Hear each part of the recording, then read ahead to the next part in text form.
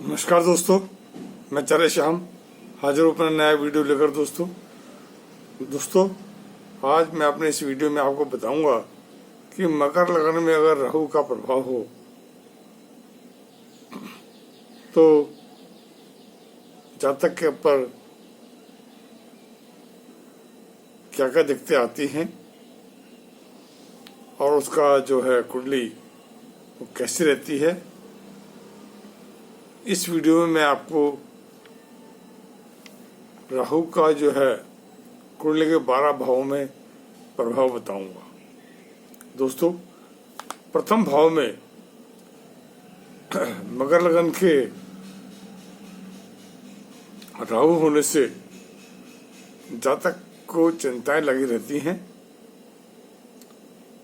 कभी कभी जातक को चोट लगने के चांसेस भी होते हैं और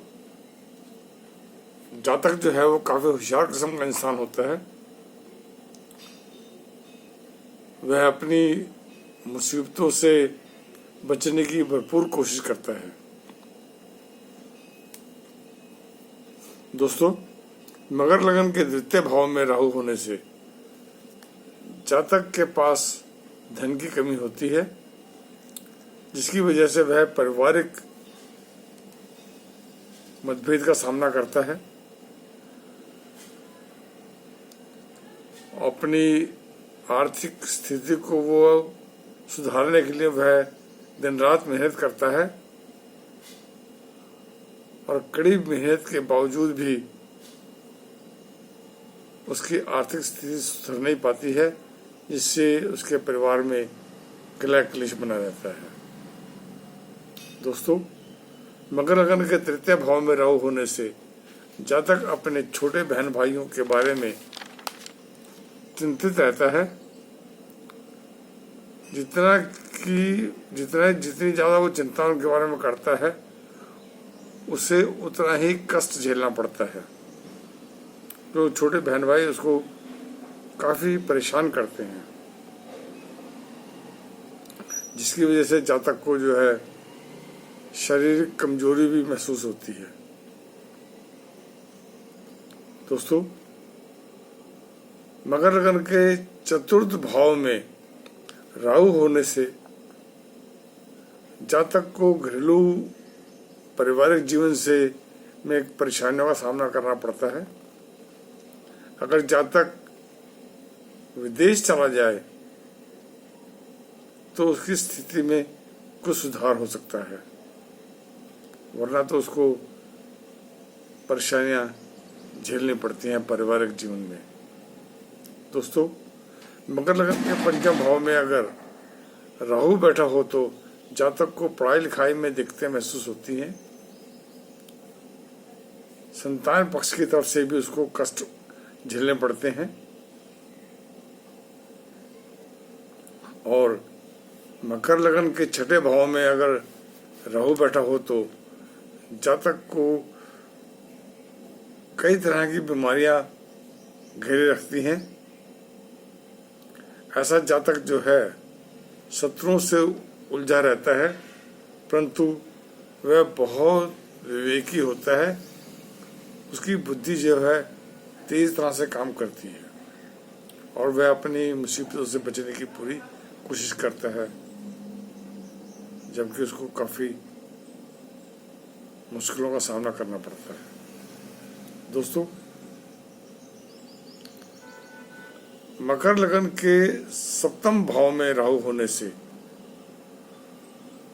जातक का अपनी पत्नी से मतभेद रहते हैं और पारिवारिक जीवन उसका अस्त व्यस्त रहता है।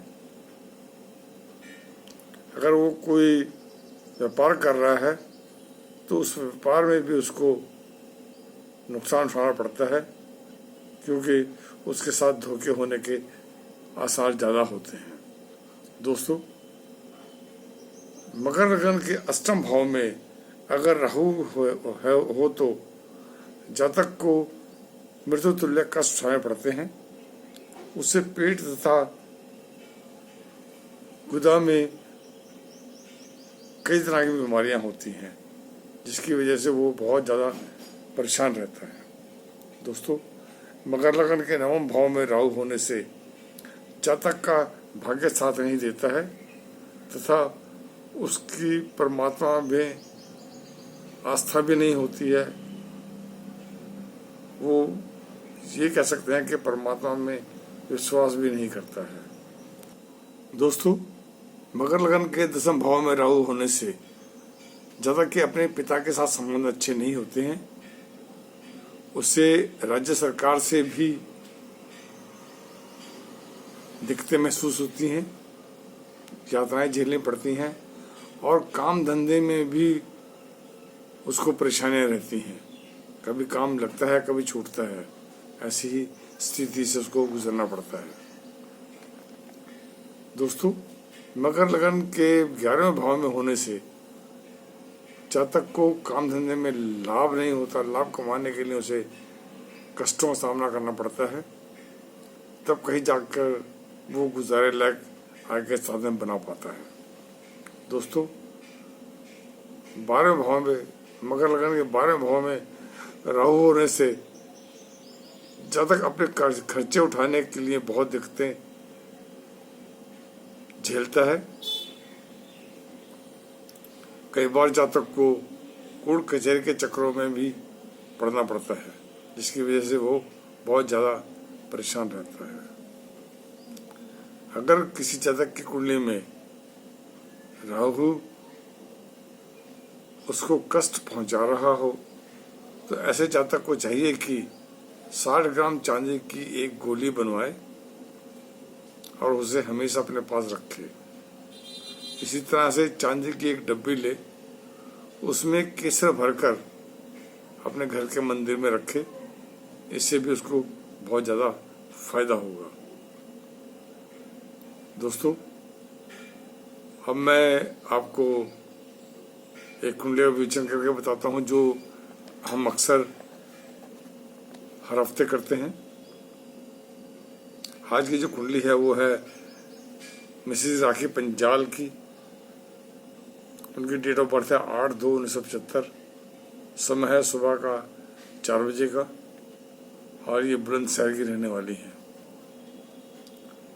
इन पर जो है राहु की महादशा चल रही है और इनके 6ठे भाव में जो है केतु बैठे हैं। राहु 12वें स्थान में बैठा हुआ है, जिसकी वजह से इनको,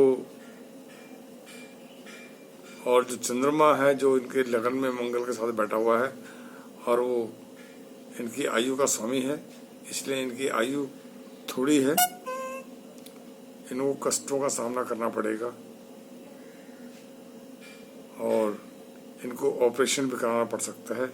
इनको ब्लड की शिकायत होगी। तो दोस्तों, यह था मेरा एक कुंडली का विवेचन और आज की जो हमारी वीडियो है कि मकर लगन में राहु का क्या प्रभाव